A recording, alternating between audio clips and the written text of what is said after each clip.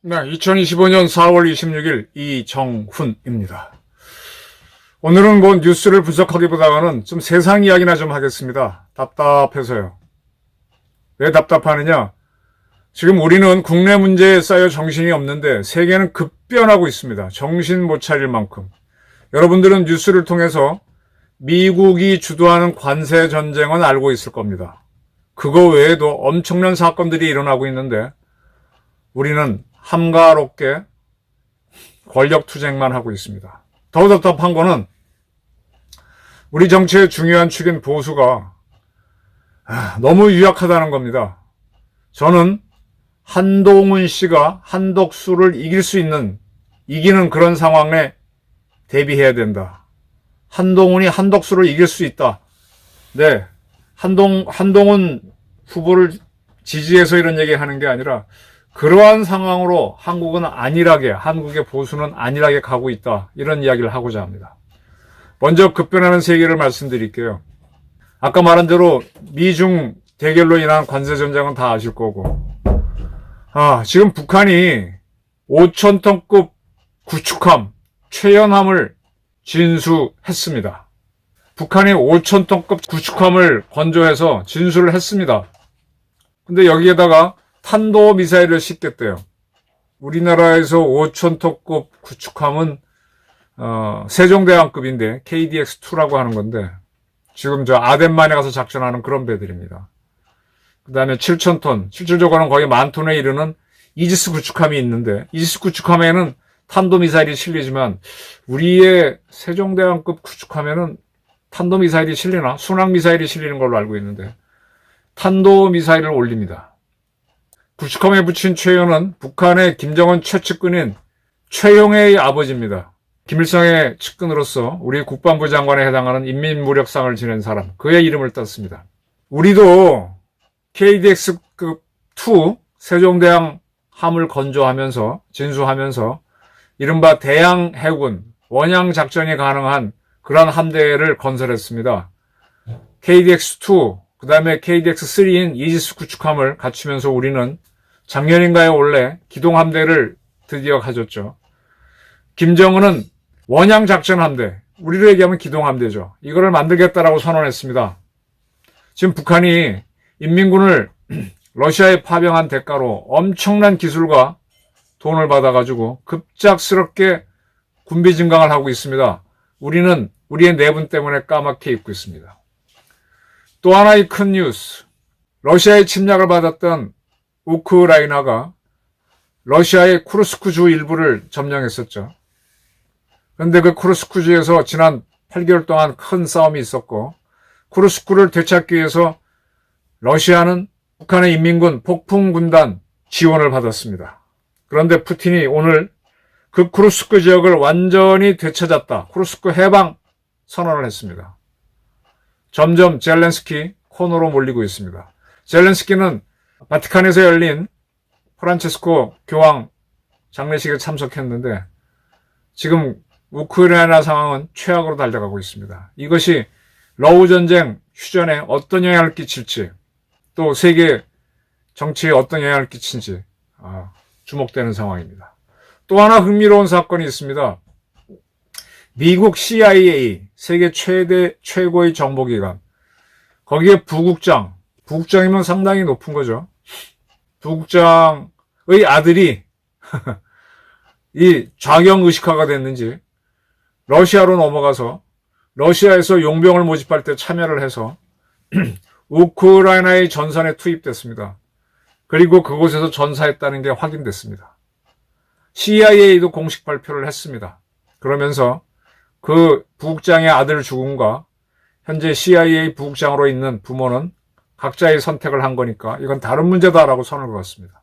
이 아들은요, 엄마가 CIA 부국장이 됐습니다. 이 디지털 전문가예요. 공작이나 정보활동을 한 사람이 아니라 이 기술의 전문가죠. 그래서 바이든 정부 말기에 기술 전문가로 CIA 들어갔습니다. 그의 남편은 전쟁 군인 출신이고요. 근데 그 아들이 어떻게 의식화가 돼가지고 계속 대학 때부터 좌파, 그 이전부터 좌파 세력에 몰려다니더니 가자 지구 전투에서도 하마스를 돕기 위해서 갔다가 러시아로 흘러가서 러시아에서 러시아 용병으로 참전해서 사망했습니다. 참 희한한 일이 다 있죠. 자, 이런 가운데 우리는요, 지금 상당히 제가 한가지다 그랬는데 제가 계속해서 오늘이 세 번째입니다. 한동훈의 약진이 대단하다. 한동훈이 자칫하면 국힘당 후보로 확정될 수 있다. 한동훈 씨가 국힘당 후보로 확정되면 국힘당은 이번 대선 저는 실패한다고 봅니다. 그 이유는 조금 이따 말씀드릴게요. 자칫하면 한독수 대행하고 마지막 결선 매치를 했을 때 한동훈이 한독수를 이길 수도 있습니다. 그래서 범보수 후보로 한동훈이 확정돼서 이재명 대통령의 길을 열어주는 그런 결과를 놔줄 수도 있다라는 게 저희 예측입니다. 그래서 저는 지금 4강이 경쟁하는데 그중에 보수 세력인 김문수, 홍준표가 단일화하게 되면은 그 지지율이 한동훈을 앞설 수 있으니까 그래서 아예 50% 이상 득표를 해서 여기서 끝내버리고 그 다음에 그 후보가 한덕수랑 하다 보면은 어떻게든 한번 이재명과 맞서볼 수 있는데 그게 안 될 가능성이 매우 높다. 이게 굉장히 우려입니다. YTN이 엠브레인 퍼블릭에 의뢰해서 여론조사를 했는데 범보수 진영에서 대선 후보 선호도를 물었더니 한동훈 14%로 1위가 나왔고 홍준표 11% 2위, 김문수 10%, 그리고 한덕수는 9%. 야, 뜻밖이죠. 한동훈이 국힘당에서는 1등이고 한덕수보다도 더 많은 지지가 나왔습니다. 이건 전체 국민을 상대로 한 여론조사고 조금 이제 범위를 좁혀서 국힘당 지지자를 놓고 다시 누가 대선 후보가 됐으면 좋겠냐 했더니 한동훈 25%, 김문수 22, 한덕수 19, 홍준표 18. 국민의힘 지지자를 놓고 여론조사했는데 한동훈 씨가 제일 많이 나왔습니다. 그러면 이번에 국힘당 경선은 국힘당에 지지할 걸로 보이는 일반 국민하고 국힘당 당원들만 갖고 50대 50으로 뽑는데 저는 한동훈 씨가 1위를 할 가능성이 높다고 보여요. 그리고 김문수나 홍준표 중에서 2등을 하게 되면 그 둘이 결선 투표를 하게 되면 한동훈이 이기는 거죠. 더 범위를 좁혀서 본인이 보수다라고 생각하는 사람들, 더 강력한 보수, 거의 뭐 국힘당 당원이라고 그럴까. 거기서 누가 대선 후보로 적합하냐 그랬더니 김문수, 한동훈, 김문수 똑같이 20% 나왔습니다. 계속 한동훈은 1등이에요. 그러면 이 상태라면은 이번 4강에서는 김문수, 홍준표가 통과돼서 둘이 붙으면은 한동훈이 이길 가능성을 배제 못해요. 근데 지금 한덕수 총리 권한대행이 출마한다고 밝힌 바는 없는데 4월 29일쯤에 할 가능성이 높은데 저는 안 할 수도 있다는 걸 계산해야 된다고 봅니다. 왜냐? 지금 이재명 대표를 이기기 매우 어려운 구도죠. 어려운 구도입니다. 만약에 대법원 전원합의체에서 이재명 공직선거법 위반에 대해서 원심 확정 판결이 나온다 그러면은 더 어려울 겁니다. 근데 그 헌재에서도 윤석열 대통령 파면을 만장일치로 결정했는데 조희대 대법원장이 전원합의체에 붙였습니다. 거기서 자기 재판부 2심이 판정한 거를 뒤집는다? 그러면 대한민국은 굉장히 시끄러워지는데 사법부가 대한민국이 시끄러워진 걸 할까요? 조희대 씨를 윤석열 대통령이 임명했다고 하지만 제 기억으로는 그를 처음에 대법원장으로 지명한 게 아니라 먼저 지명한 사람이 청문회에서 안 돼서 다시 지명한 게 조희대로 알고 있습니다. 그리고 조희대를 포함한 대법관들도 객관성을 갖고 판단을 한다. 객관성을 갖고 해도 저는 공직선거법상으로 이재명은 유죄라고 보는데 이미 2심에서 무죄라고 한 걸 뒤집을 수 있겠나. 이재명 지지율이 이렇게 높은데. 그래서 만약에 원심 확정을 해준다 그러면은 국힘당은 매우 어려워지죠. 자, 한동훈 1위 할 가능성 배제 못합니다. 한덕수와의 경쟁에서도 이길 가능성 배제 못합니다. 자, 지금부터 제가 드리는 말씀이 핵심인데 세상이 지금 어떻게 변하는지 저는 관심 있는 분야가 전 작전이에요. 군사적으로 얘기하면. 세계에서 가장 강한 군대가 미국이라 그러죠. 근데 미국이 굉장히 많은 작전 계획을 만들어 놓고 있어요. 오퍼레이션 플랜이라고 해서 5027, 5016, 5015 또 저쪽 중동에 가면 거긴 1000단위로 나가고 유럽은 7000단위인가 이렇게 쫙 숱한 작전 계획을 만들고 있습니다. 세계 최강인들. 최강임에도 작전 계획을 짜야만 이깁니다. 작전은 잘 짜야 돼요. 그 작전을 연습을 해야 됩니다. 이걸 정치로 돌아오게 되면은 그 작전을 정치공학이라고 많이 표현하죠. 이 전력이 약한 나라가 이기려면 작전은 더 잘 짜야 돼요. 거기에는 기습과 집중이 필요합니다. 그리고 굉장한 이 사기를 끌어올리는 선전선동이 필요합니다. 조선일보가 사설에서 윤석열 대통령이 했던 계엄에 대해서 국힘당 사과하는 게 옳다라는 쪽으로 가고 있고 거기에 많은 사람들이 지지를 하는 건 저는 알고 있습니다. 사실 윤석열 대통령이 계엄을 한 거는 상당한 무리수였죠. 엉성했고 시대착오적이고. 근데 그걸 사과한다.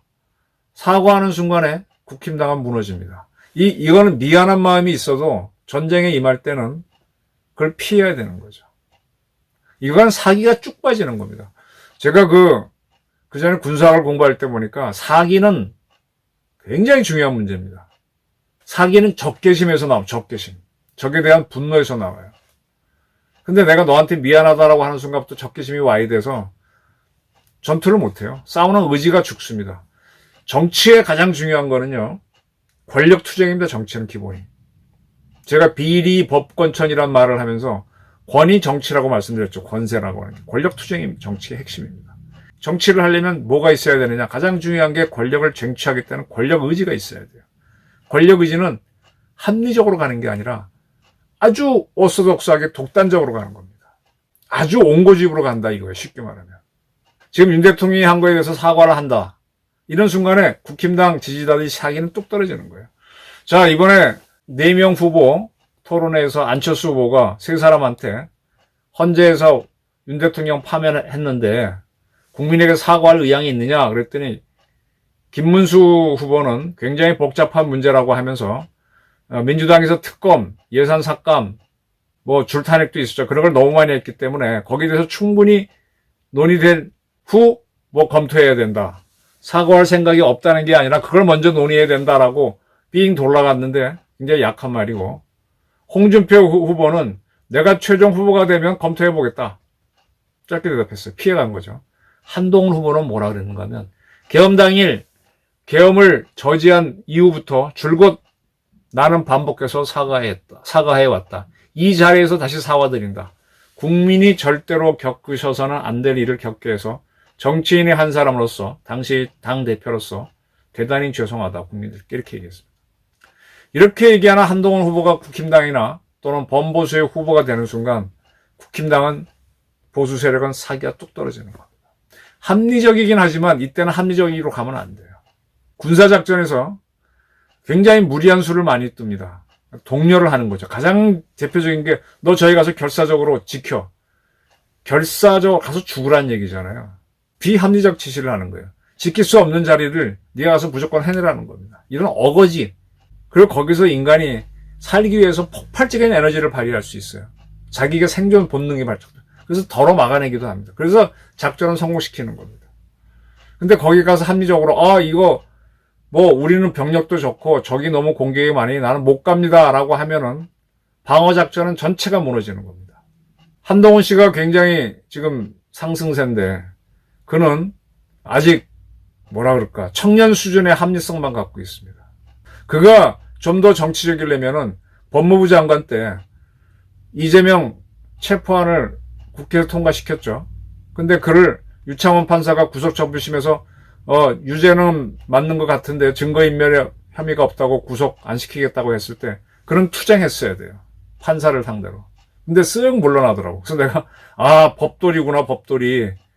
법만 다뤘기 때문에 판사가 뭐라 그러면 쓱 받아들이는 거야. 이게 뭔가 하면 법쟁이들의 카르텔이에요. 검사 판사끼리는 판사는 검사를 좀 하는 거 탁탁 못하게 막고 하면서 우세를 점하고 검사는 또 판사가 한 거는 그래 뭐 너랑 나랑 동급이니까 네 건 결정한 거 받아들일게. 이런 사람은 정치를 못해요. 정치는 독특한 권력 의지가 있어야 합니다. 홍준표나 김문수 후보의 답변도 좀 심드렁해요. 근데 지금 막도그록이나 한동훈 후보는 이거는 정치하겠다는 사람이 정신자세가 아닙니다. 세계는 급변하고 있어요. 지금 크루스크를 빼앗겼을 때 푸틴은 think the unthinkable, 생각할 수도 없는 걸 해서 북한 군인들을 들여와서 전투를 해서 뺏었습니다. 그리고 미국은 CIA 부국장이 러시아군에 들어가서 용병으로 싸우다 죽었는데 쿨하게 귀양 가고 있습니다. 우리나라 같으면 그 언론에서 엄청나게 크게 다루면서 뭐 난리 칠 텐데 미국은 그 아들하고 이 엄마는 별도야 갑니다. 북한은요, 지금 우리는 지금 북한 문제 까맣게 잊고 있는데 드디어 원양 작전 함대를 나가는 길로 가고 있어요. 이제 배에다가 탄도미사일에 핵을 실으면 한국은 매우 힘들어지죠. 이거 다음으로 가겠다는 게 핵동력 잠수함입니다. 핵 추진 잠수함 만들겠다. 핵 추진하면서 거기다 핵탄두를 탄도미사일을 올리면 이제 미국도 위협받습니다. 이렇게 작전하는 김정은하고 하려면 진짜 강한 의지가 있어야 되는데 유감스럽게도 보수에서 떠오르는 한동훈은 그냥 학생 수준의 합리성만 갖고 있다. 이 북한과의 대결을 하기 위해서 HID라는 또는 UDU라고 하는 아주 강력한 부대를 운영했었어요. 대북 침투 부대죠. 안 되는 걸 되게 하는 부대죠. 그런 걸 지시할 수 있는 게 국가 지도자여야 되는데 그 사람 목숨 바쳐서 그런 거 해야 돼? 이렇게 나가면 안 되는 거예요. 합리적인 거는 국내 문제고 안보 문제라든지 적과의 싸움에서는 아주 잔인해야 됩니다. 지금 박지원이나 정청래나 그다음에 박은정 의원이 이 발언하는 걸 가만히 보십시오. 아주 의지가 무지무지 묻어납니다. 이재명은 말할 것도 없고 그런 이재명을 합리성으로 상대한다고? 저는 보수가 지금 공멸의 길로 가고 있다라는 경고를 울리는 바입니다. 감사합니다.